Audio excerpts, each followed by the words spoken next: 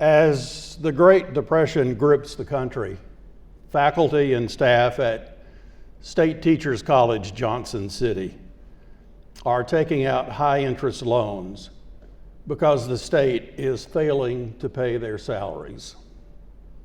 But President Charles C. Sherrod has yet another problem. The roof of the president's home on the campus is leaking.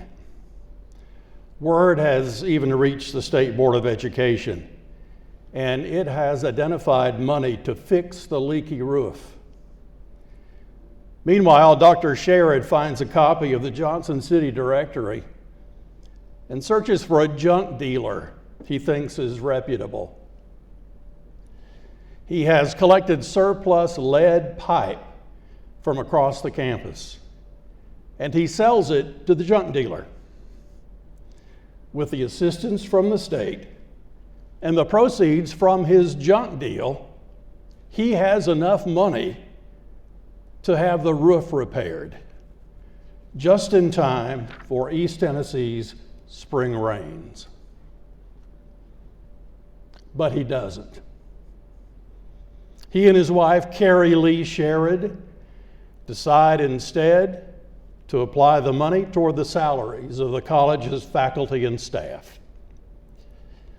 They head to a local hardware store, buy some more metal pots and pans, and place them in their attic. This scene captures the character of our second and longest serving president thus far. Dr. Sherrod took office 100 years ago last month and led this institution from 1925 to 1949, a total of 24 years. Dr. Noland, I am hoping you will break that record. And I believe the selfless Dr. Sherrod would feel the same way. The year 1925 was a difficult one for education in Tennessee. The state had had a rough summer. Brakemen on trains passing through the southeast Tennessee town of Dayton would yell to passengers, "All out for Monkeyville!" Jewelry stores in Dayton sold monkey watch fobs. A drugstore in town sold a monkey fizz. Playwright George Bernard Shaw called Tennessee an outpost for morons and moral cowards. Of course, it was the summer of the Scopes trial. As he took office in September of 1925 in this very building, President Sherrod was faced with the enforcement of a new law, the Butler Act, signed by Tennessee Governor Austin Peay on Saturday, March 21st, 1925.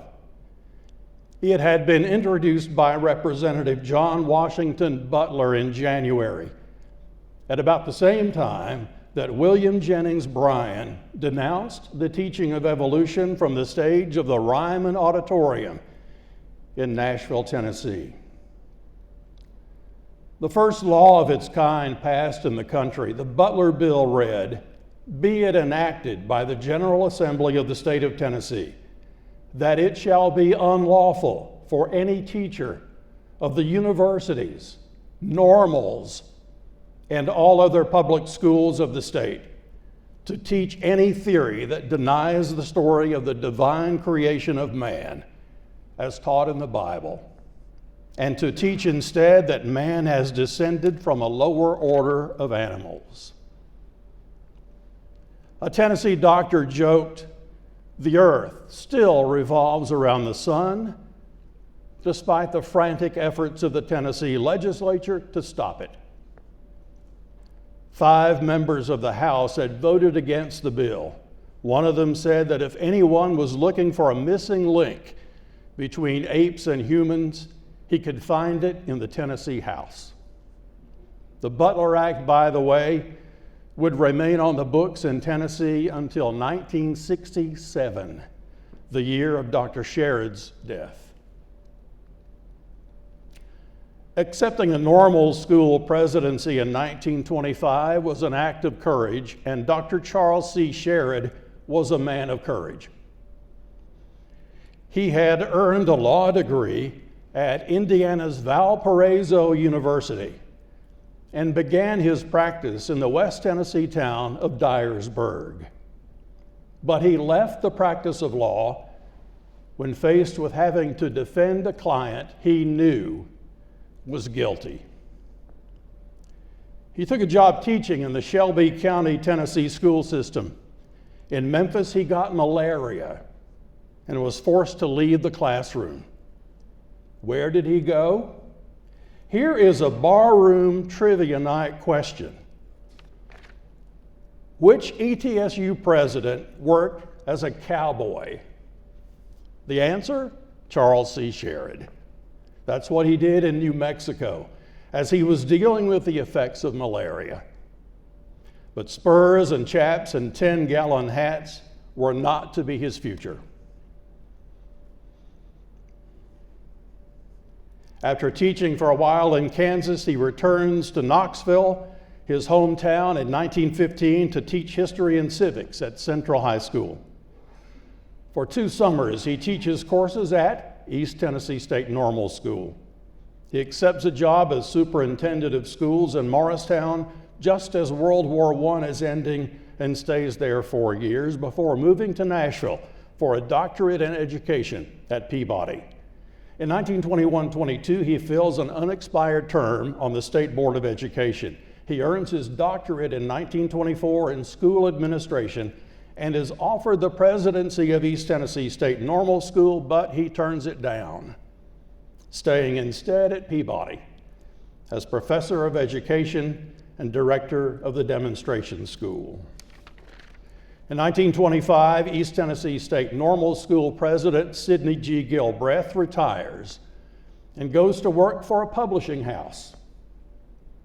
Dean David Sinclair Burleson is appointed interim president and serves from March 15th to September 1st, 1925, when Sherrod, his mind changed and his resume enhanced, becomes our second president and the second Tennessean to hold the job. Sherrod's preparation for a normal school presidency was perfect. In conducting research for his dissertation, he had visited normal schools across the country, and he had experience running a demonstration school, a training school, as it was called here. The editor of the Chalk Line student newspaper wrote, "The East Tennessee State Teachers College is exceedingly fortunate in having for a president a man of Dr. Sherrod's character, personality, training, experience, and general educational outlook." Professor Dorman G. Stout, Sr., wrote that Dr. Sherrod began his work with a great vision.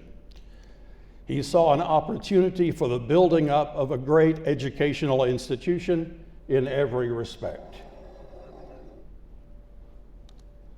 I owe much of what I know about Dr. Sherrod to one person and one organization. I'm surprised my desk copy of Dr. Frank Williams' book, A University's Story, 1911 to 1980, isn't completely falling apart. I have consulted it hundreds of times since its publication in 1991. It is especially dear to me because Dr. Williams was one of my history professors here and the last faculty member Dr. Sherrod hired. The organization to which I am indebted is located on the 4th floor of the Sherrod Library.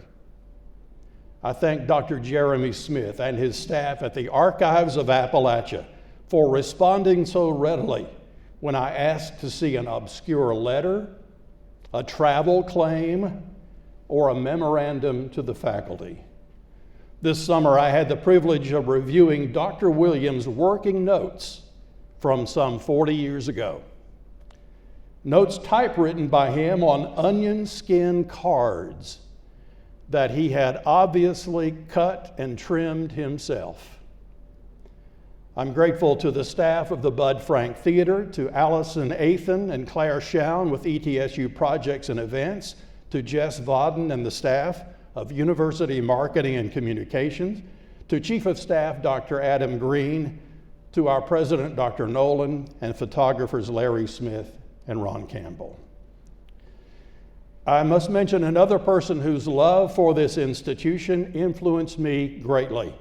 In fact, Dr. Sherrod hired her. She was my aunt, Mary Nell Jackson at the time. She would have happily spent the rest of her career working in the president's office at East Tennessee State. But as the wife of a Methodist minister, her jobs were dependent on the decisions of the Holston Conference, and she was forced to move away. Her love of higher education, first kindled on this campus, evolved into a long career in the president's office at Tennessee Wesleyan College in Athens.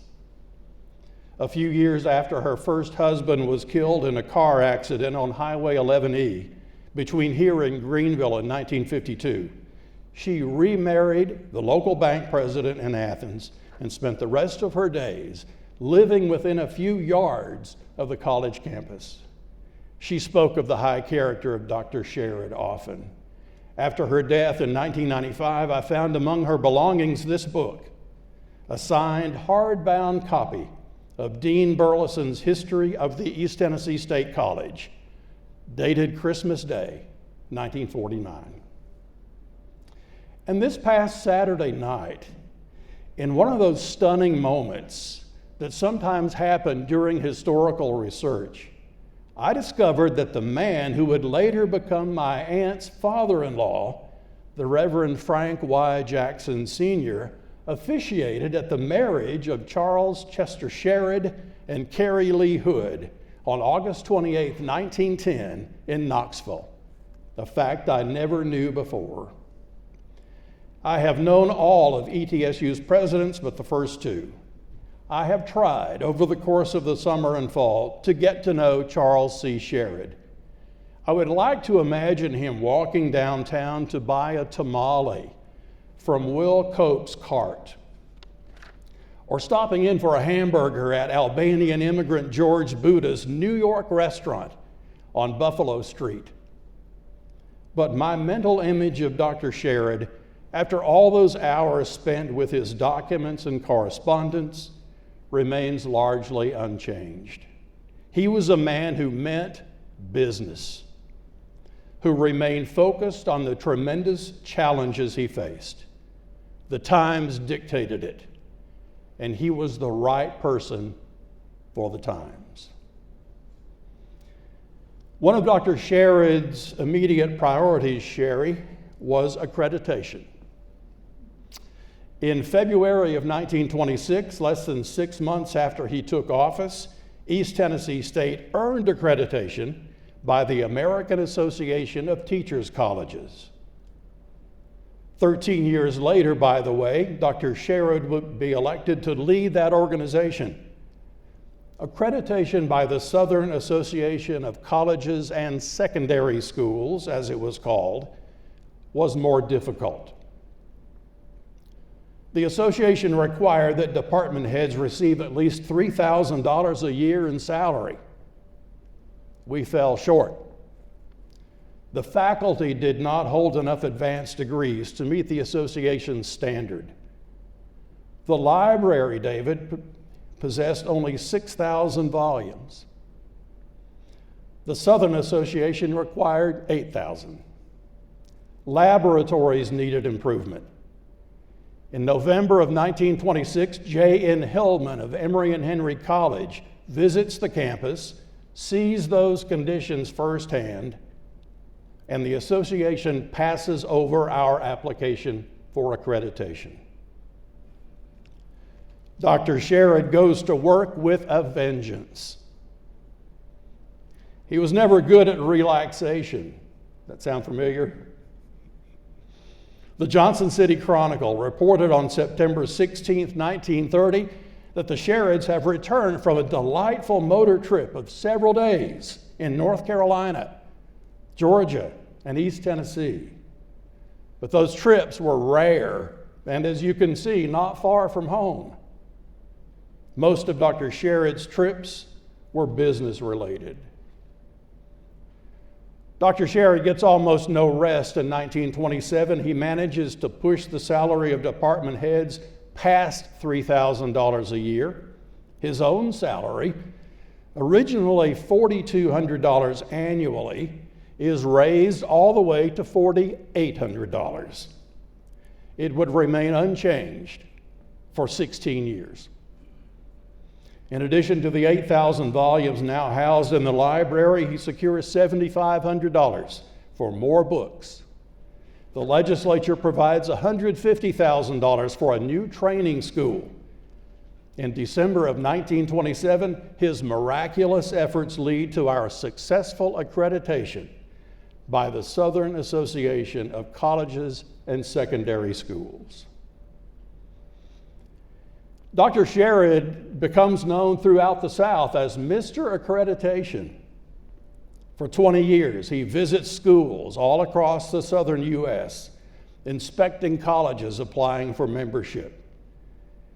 His engagement folder in the archives is full of speaking invitations. He is invited to give commencement addresses at high schools, big and small, at Ducktown, Warrensburg, Sulphur Springs, Cocke County, South Pittsburgh, Glenwood.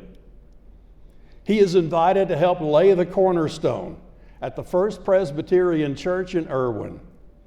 He speaks to the ABC Bible class, meeting at the Strand Theater on Gay Street in Knoxville. He appears before what he calls a lively bunch of Rotarians in Greenville, Tennessee. Dr. Sherrod is expected home early next week, the Johnson City Staff newspaper reports, on November 20th, 1929. He is in Atlantic City, not to gamble, but to speak to the Association of Teachers Colleges, says the newspaper's society page. Dr. and Mrs. Sherrod make the society pages a lot. At the business and social meeting of the Ethel Aiken Johnson Bible class of the Muncie Memorial Methodist Episcopal Church South, at the home of Mrs. Samuel H. Carr on East Holston Avenue, Mrs. Sherrod gives a talk about the poem and song, "When You and I Were Young, Maggie." Reading of Dr. Sherrod's travels makes one long for a return of passenger rail service to our region. He knew the train schedules by heart. Johnson City was on the Knoxville-Bristol division of the Southern Railway, with 4 trains each way daily. It was on the Carolina, Clinchfield, and Ohio Railway, with 6 trains daily. And it was the terminus of the East Tennessee and Western North Carolina Railway, with 2 trains daily. On trains, Dr. Sherrod traveled to places like Sunbright and Oakdale, Etowah, and Chattanooga. And there you see one of his many expense reports. When he went to Southern Association meetings, he tried as best he could to room with somebody else so he could cut the hotel bill in half. When the stock market crashes and the Great Depression begins in October of 1929, Dr. Sherrod's job changes dramatically. Yet he insists on trying to keep campus life as normal as possible. It's a theme recurring throughout his presidency, from hosting a performance of the Mikado to attending a pajama party in Carter Hall. On November 2nd, 1929, the Chalk Line reports the adoption of the Dewey Decimal System.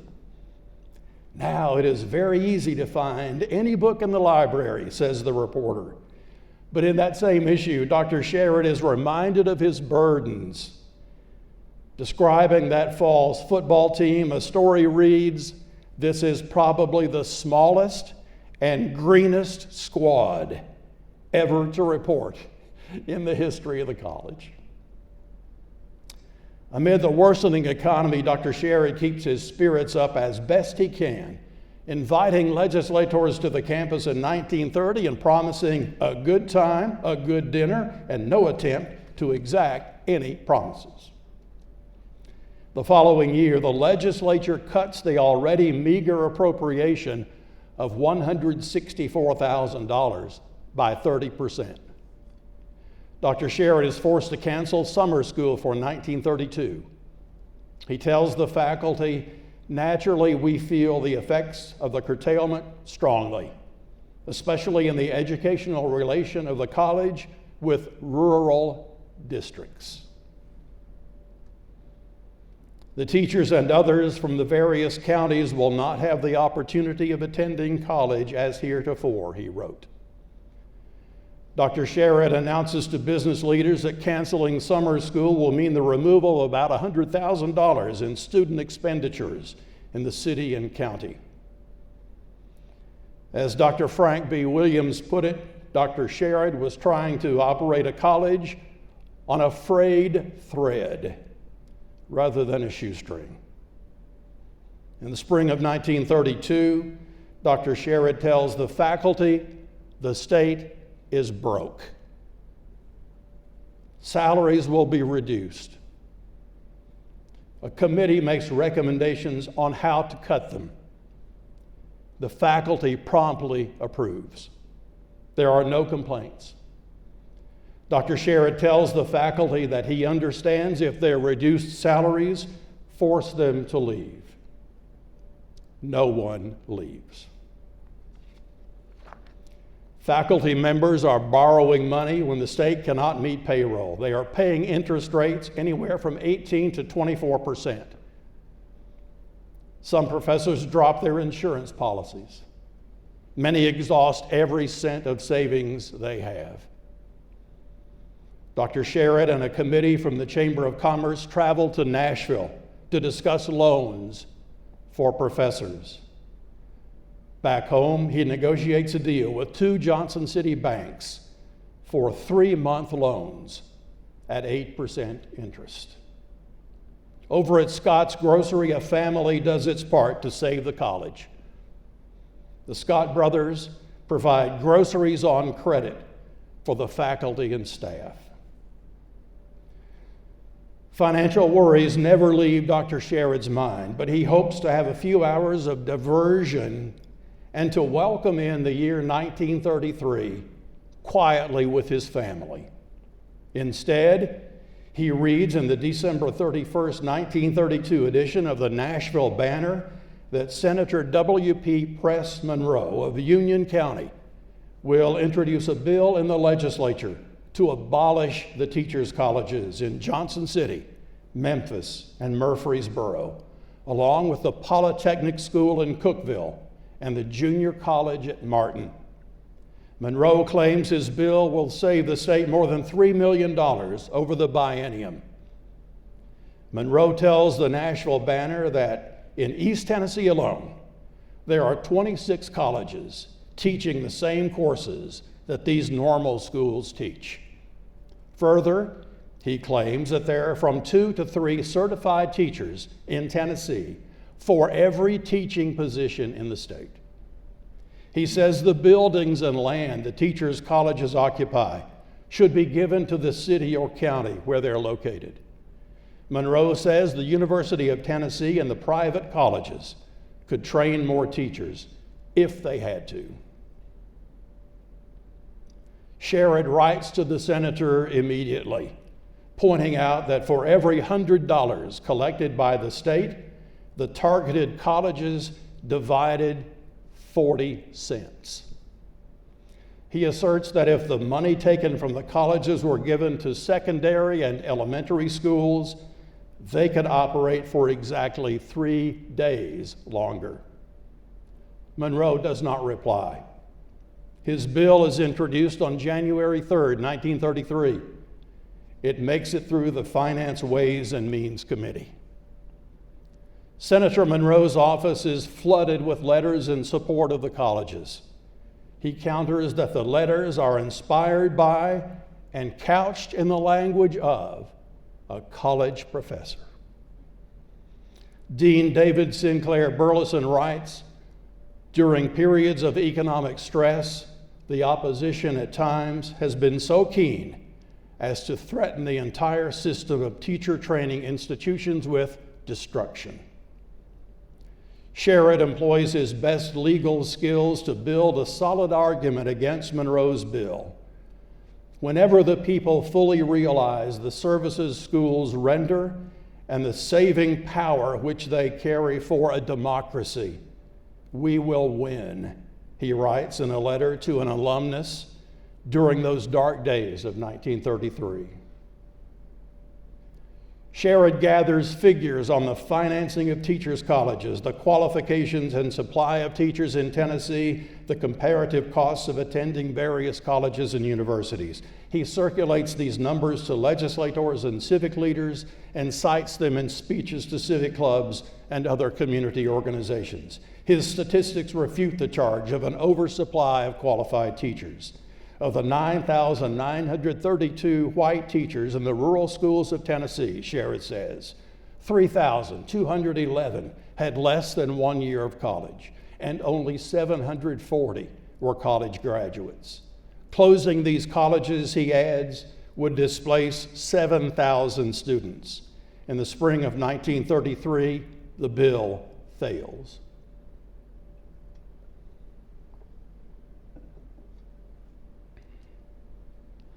From 1933 to 1937, the legislature appropriates just $56,000 a year for each of the state colleges. The low point for students was the banking crisis of 1933. Many students could not register for winter quarter because of bank failures in East Tennessee. On account of the unsettled condition of the banks in our territory, Sherrod writes to the students, "We regret to announce that we cannot cash out-of-town checks or accept them in payment for meal tickets and fees until the banking situation clears up." Student Beatrice Harkle Road of Sir Goinsville writes to Sherrod, "Sorry, I can't send you more than $18 on my note, but hope to send you more next month. I would have sent you a check last month, but we just received a half payday." Sherrod responds immediately, "You are the type of student we like to help. Whenever we can assist you in any way, you may be assured that we shall try to do it." Sherrod was sincere. To a mother whose daughter had a heavy academic load and many outside activities, he writes, "I shall be pleased to look after her as if she were my own child." By 1934, Sherrod begins to see some hope in the form of President Franklin D. Roosevelt's New Deal. Sherrod obtains money from the Civil Works Administration for a modest work program. 47 students are put to work in the library, in offices, in laboratories, earning up to $15 a month. The National Youth Administration follows the Civil Works Administration in 1935, and by 1936, 123 students are employed on the campus. In addition to overhauling the college's records, the NYA projects align perfectly with the college's mission to improve the quality of life for the people of the region and beyond. The NYA funds a study of living conditions among mountain children and a music and recreation program in Johnson City. After 3 years of these New Deal programs, Sherrod, in a letter to the NYA office in Nashville, calls the work one of the most wholesome undertakings of the federal government during the Depression. Students and parents have a different morale since they had this opportunity. In 1940, Sherrod calls the NYA a great service to the type of students who attend state teachers' colleges. And there, within his message, is one of the best, most enduring descriptions of East Tennessee State. Such institutions as ours, he says, are people's colleges. Dr. Sherrod writes in the pages of the Alumni Quarterly, in these days of unemployment, the class of 1935 has made brilliant record of getting to work. More than 90% of the class may be counted in the list of the employed. Federal money had lifted our students. It had also improved our campus. The amphitheater we still use today was made possible through the WPA. Sherrod, the faculty, staff, students, and alumni take time to celebrate the school's Silver Jubilee in October of 1936. Johnson City Mayor Marion Sell proclaims October 9th and 10th as State Teachers College Days. Throughout the services and influence of the college, he announces, better teachers have gone into the public schools, where a college-trained teacher was rarely seen. Better schoolhouses were built. Longer terms were authorized. County high schools were established. Consolidation of one-room schools was brought about, and better county roads were advocated. Sherrod does not rest on success. Help your alma mater, he pleads in the winter 1937 Alumni Quarterly.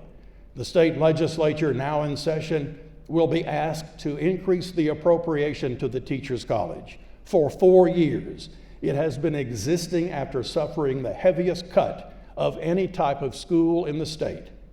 It is falling below the acceptable standards in many ways and may lose its standing with accrediting associations. The depression is over. Don't let the schools lag behind in the new day of progress and prosperity. In the fall of 1938, Sherrod reads an Associated Press dispatch from Knoxville. The Republican candidates for the state legislature from Knox County, 6 of them, had told the Knox County Teachers League that normal schools should be abolished and all their money should go to the University of Tennessee.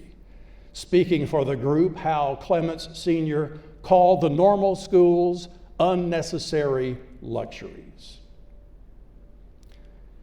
With the world at the brink of war in 1939, East Tennessee State College soon becomes a full participant in military preparedness. Civilian pilot training is offered. Future pilots study meteorology, navigation, plane recognition, and civil air regulations. Their flight training is done at McKellar Field, now Tri-Cities Regional Airport. The program continues through June of 1942, providing flight training to 175 students. On March 1st, 1943, the 12th College Training Detachment occupies rooms in the men's residence hall and begins taking courses from East Tennessee State College faculty in physics, mathematics, geography, history, English, and civil air regulations. The unit graduates 493 trained cadets before its deactivation on June 30th, 1944. For the Office of Civilian Defense, the college conducts a series of training courses enrolling more than 200 students.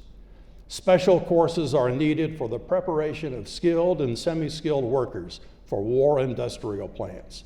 In cooperation with the federal government and the armed forces, East Tennessee State College offers courses in engineering drawing, fundamentals of radio, industrial accounting, blueprint reading, and analytical chemistry. Hundreds of students attend. Notice I often use the term East Tennessee State College when we were State Teachers College Johnson City. The State Teachers College Johnson City term is one I never liked, and it was one that was forced upon Dr. Sherrod.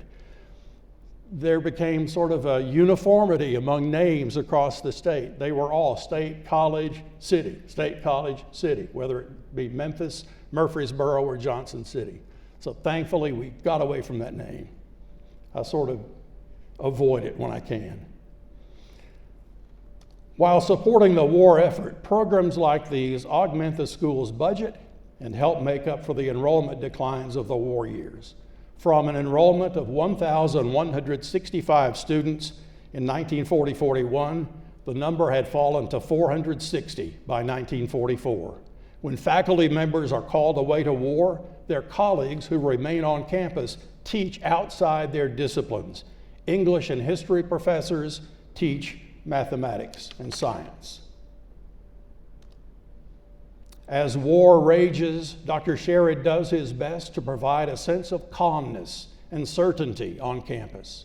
In the war years 1940 to 1941, more than 7,500 people come to the campus for conferences and workshops, including the PTA, the American Chemical Society, and 4-H.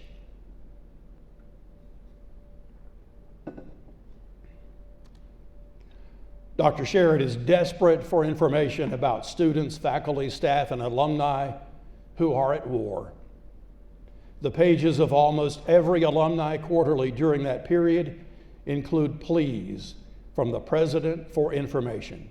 He publishes lists of those deployed, knowing they were incomplete, and begging family members for news.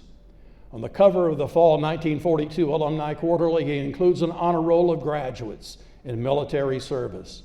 In that same issue, he writes about how women are aiding the war effort.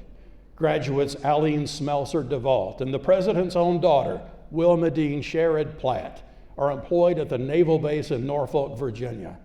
Louise Thomas works in the synthetic rubber division of General Motors in Dayton, Ohio. Margaret Henderson, who had just graduated, is a chemist in the laboratories of North American Rayon Corporation in Elizabethton. After the war, Dr. Sherrod must adapt again, this time to accommodate an influx of GIs. He has good help. From the Alumni Quarterly, spring 1946, a very special honor has come to James Mooney, class of 1929, in the way of a citation from the Navy for his splendid handling of his ship in the invasion of Okinawa. This is probably as high an honor as has come to any of our alumni for service in the war. Lieutenant Commander Mooney took part in several other invasions and closed his active naval career on the coast of Japan. He is now Veterans Advisor at the college. Jim Mooney was one of the most fascinating people ever to study and work here. A native of Mooresburg, Tennessee, he listened to his mother, who convinced him to attend East Tennessee State Normal School for his last year of high school. He was 17 years old. Nevertheless, he tries out for the college baseball team and makes it. Coach Jim Luck names Mooney the starting pitcher for the first game of the season against Emory and Henry. East Tennessee wins that game 11-0, and the team wins all 13 of its games that season. Jim Mooney pitches in every one of them. He would go on to pitch for one of the most famous teams in Major League Baseball history, the St. Louis Cardinals Gas House Gang, champions of the 1934 World Series over the Tigers. But as the Society for American Baseball Research notes, Jim Mooney was much more than a professional baseball player. He was a scholar, teacher, university professor, baseball coach, naval officer, war hero, and veterans advisor. A great believer in education, Mooney wanted to prepare his players and students for life after baseball and the college campus. During his college years, he worked summer jobs for coal mining companies in Virginia, Tennessee, and Kentucky, pitching for their baseball teams on weekends. As a minor leaguer, he took classes in the off-season here, receiving his bachelor's degree in industrial arts in 1929. That year, he moved to Irwin, rented a room at the YMCA, and took a job teaching industrial arts and coaching girls basketball at Unicoi County High School. Mooney earned a master's in industrial education at the University of Tennessee in 1939, and Dr. Sherrod hired him as a professor and baseball coach. He resigned his position in 1942 to join the Navy.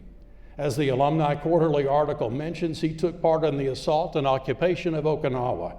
Jim Mooney's work as Veterans Advisor paved the way for the creation of the ROTC program under the leadership of President Dossett, and ultimately to the military-friendly school designation we are so proud of today. According to the Society for American Baseball Research, by the time Jim Mooney retired in June 1974, he was regarded as one of the foremost authorities on veterans affairs in Tennessee. By the way, Jim Mooney wasn't the only coach Dr. Sherrod hired who placed a high priority on academics. Gene McMurray, or as we say around here, McMurray, had earned a doctorate at New York University. He coached the football team to a 7-1 record in 1946 and the basketball team to a 21-2 record in 46-47. Dean Burleson had coached basketball and tennis. He could translate ancient Greek, and he authored 15 books that sold 3 million copies. Speaking of athletics, back in 1929, Sherrod took issue with the Johnson City Staff newspaper for accusing him of being disinterested in the subject. Note that Sherrod writes in the third person. The truth is, the president has always been rather proud of the fact he has participated in most of the activities fostered in college life. For 3 seasons, he played on a varsity baseball team, played basketball and football. In one college, his achievements on the field and track were, this is classic Dr. Sherrod, rather outstanding, having won 5 first awards and several second awards. For several years, he coached high school basketball. Dr. Sherrod hired faculty from near and far. From Buffalo, New York, came Ella V. Ross. Her family moved to Johnson City to run a foundry. Ella Ross was present on October 10th, 1911, when East Tennessee State Normal School was dedicated. Her sister brought her to the campus on a streetcar. Ella enrolled as a student at the normal school, and before she could even graduate, she was hired as a teacher in a county school on her 18th birthday. Every morning she arose at 4:30, rode that streetcar to the end of the line, and walked 2 miles down the Southern Railroad tracks to teach. When she transferred to another school, she was given responsibility for 65 children in grades 1 through 8 in one room. It was one of the most interesting years I ever spent, she recalled. She boarded with a family that lived near the school, discovering later that the patriarch of that family was one of the region's leading moonshiners. I had no desire to move because I was having a marvelous time doing things I had never had the opportunity to do before: fox hunting, all-night socials, and shape note singing. She earned her teaching certificate from East Tennessee State College in 1928 and landed a job at the local junior high school teaching Latin, English, and science. In 1932, in the depths of the Depression, she was assigned to be the principal of 2 schools at once, West Side and Henry Johnson. When she would coax the information out of her students that they had not eaten anything all day long, she recruited neighbors to come to the school to feed them. In 1937, Dr. Sherrod invited her to join the faculty at the college and teach elementary education. She spent the next 3 summers earning a master's degree. The promotions for Ella Ross came quickly: Dean of Women, Chair of the English Department. Along the way, she inherited responsibility for public relations, drama, the college's social program, the assembly that faculty were required to attend 3 times a week, the Panhellenic Council, the Alumni Association, advising and housing. She lived in Carter Hall for a while and then moved into the home of former ETSU benefactor George L. Carter, where she introduced the idea of a living learning community. Senior women who had exhibited exemplary scholarship and behavior were invited to join Ella's Angels and live in the Carter Mansion, then called Cooper Hall. The promotions continued after she had earned master's degrees from Duke and Harvard, Director of Student Personnel Services, Dean of Students. She was among the very first appointees to the Board of Regents in 1972. She was the commencement speaker on May 31st of that year, when ETSU awarded its first doctoral degrees in education. As she prepared to retire after 35 years, she told the graduates that spring day her number one measure of success was, have we taught you a love of and an appreciation for learning? Her sister, Mayross McDowell, also an East Tennessee State alumna, was the first woman to hold the position of mayor of Johnson City. Ella Ross came from afar, Velma Cloyd from right around here. Hers is the classic ETSU employment story. After Dr. Sherrod awarded her a BS degree in the summer of 1928, he offered her a temporary position at the training school to teach mathematics. That temporary position became permanent, really permanent. She remained on the faculty, moving over to the college, and taught math for 44 years. Like many of our professors, she made her way to Columbia University for more study. She took summer courses at Vanderbilt, Colorado State, Wellesley, and Purdue. She understood Dr. Sherrod's thinking that summers were not meant for idleness. Velma Cloyd first taught in a one-room school in Bowmantown, signing her contract before she was 18. She visited students and parents in their homes where she learned to drink coffee. As Dr. Sherrod directed, she was out in the community all the time. Every business and professional women's club from here to Chattanooga made a contribution to the student loan fund at East Tennessee State College because of Velma Cloyd. With Brown Hall now undergoing renovation, I thought you might want to know more about who D.M. Brown was. Dr. Sherrod hired him to teach biology in 1926. He was another faculty all-star. Using his summers, as Dr. Sherrod advised, Brown earned his PhD from Duke University in 1939 with a dissertation on the vegetation of Roan Mountain.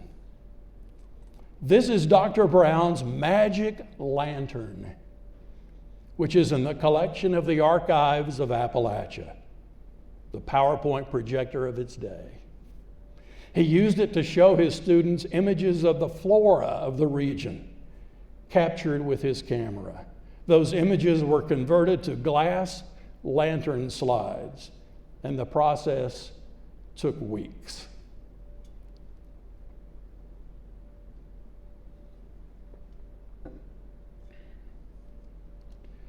Writing in the Journal of the Tennessee Academy of Sciences in July of 1953, a few months after Dr. Brown's untimely death, Dr. Richard Stevenson said that although Brown was a Middle Tennessean by birth, he considered East Tennessee his home. He loved its mountains, its flora, and its people, Dr. Stevenson wrote, and it was largely through his efforts that Roan Mountain was acquired by the United States Forest Service. To his friends and colleagues, Roan Mountain is Dalton Brown's monument. Dr. Brown viewed the campus of East Tennessee State College as an outdoor laboratory. During the Sherrod years, the curriculum was a fascinating mixture of lofty courses and very practical ones. From the 1926 Bulletin, Course 201, Household Decoration. Course description, the house, rooms, floors, and floor coverings, walls and their coverings, furniture, and the choosing and hanging and framing of pictures are considered. Pupils are led to see that good taste is not so much a question of money as of cultivated appreciation and good judgment. Meantime, students in the American Prose course in the Department of English were reading Hawthorne, Emerson, and Thoreau. Division of Art, Course 105. Blackboard drawing. Course description. A course designed to develop skill in the effective use of the blackboard in connection with classroom teaching. Course 107, the teaching of penmanship. An easy, legible business style is taught with the development of proper movement. At East Tennessee State, by the way, you could be placed in a remedial class if your handwriting was illegible. Meanwhile, in the Department of Foreign Languages, Latin students were reading Virgil and Cicero in the morning. In Home Economics 101, students were learning to make undergarments, while in the afternoon American poetry course, they were reading William Cullen Bryant and Henry Wadsworth Longfellow. Dr. and Mrs. Sherrod had 4 children, 2 girls and 2 boys, and all of them graduated from East Tennessee State. For a while, daughter Wilma Dean taught at Radford, and Isa Lee worked in the library at Middle Tennessee State. Isa Lee spent most of her adult life in Murfreesboro, where her husband ran a furniture store. Wilma Dean eventually moved to the Atlanta area. Her husband, Dr. Robert Platt, was a prominent professor of ecology at Emory University. The Sherrod sons stayed in town. Charlie played 4 years of varsity tennis here and later worked as a bacteriologist at Eastman before entering the Navy. His wife, Jean, was a hostess for the Southern Railway. For 39 years, he ran Faw and Sherrod, a Johnson City insurance and real estate agency.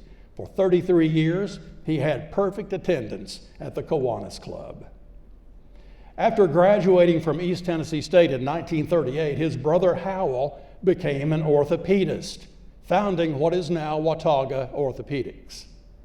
He served as team doctor for our football program.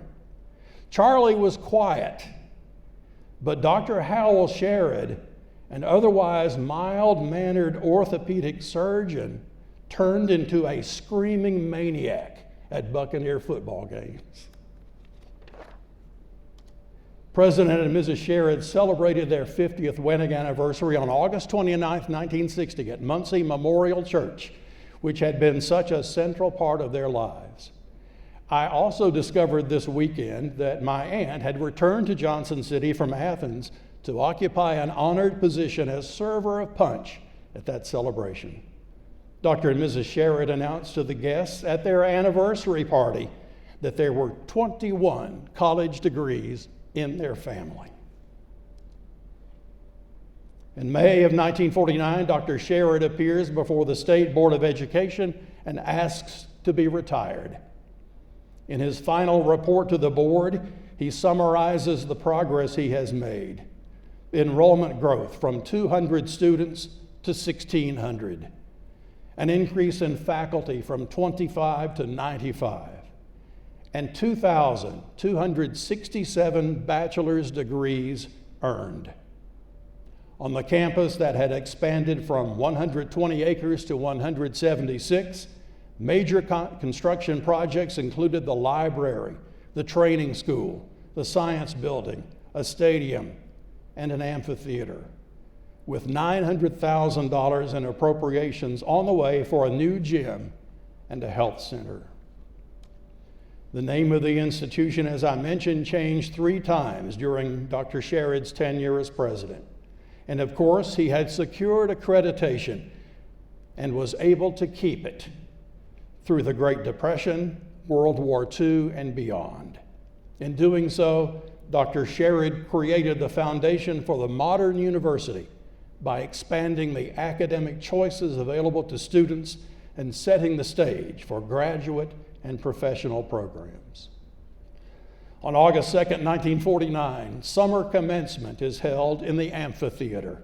Dr. Andy Holt is the speaker. The future president of the University of Tennessee is, at the time, representing the National Education Association. Dr. Holt tells the 127 graduates, Dr. Sherrod represents what I want you to be in education. He is sold on teaching from head to toe. I never saw anyone more saturated with the belief in education. Dean Philip W. Alexander steps forward. He announces that by a vote of the faculty, the library will be named in honor of Dr. Charles C. Sherrod. As the library we have now was being completed in the 1990s, I was asked to chair the naming committee. It turned out to be one of my most difficult assignments, but it should not have been. Tremendous pressure was directed toward the committee and me to name the new library for someone other than Dr. Charles C. Sherrod. In fact, there was pressure from 3 different sides, but I felt, and the committee felt, that the name of Dr. Charles C. Sherrod should forever be connected to the library at East Tennessee State University, no matter the time of its construction. We withstood the political pressure, and the wonderful building we have today carries Dr. Sherrod's name as testament to his love of learning. Dr. Sherrod met with the faculty and staff of East Tennessee State College for the last time on August 19, 1949, and I will end this presentation with his own words. The college is a cooperative enterprise. I know of no other college where a better cooperative spirit could be found. Thank you for attending this Founders Week event. It has been an honor to tell Dr. Sherrod's story.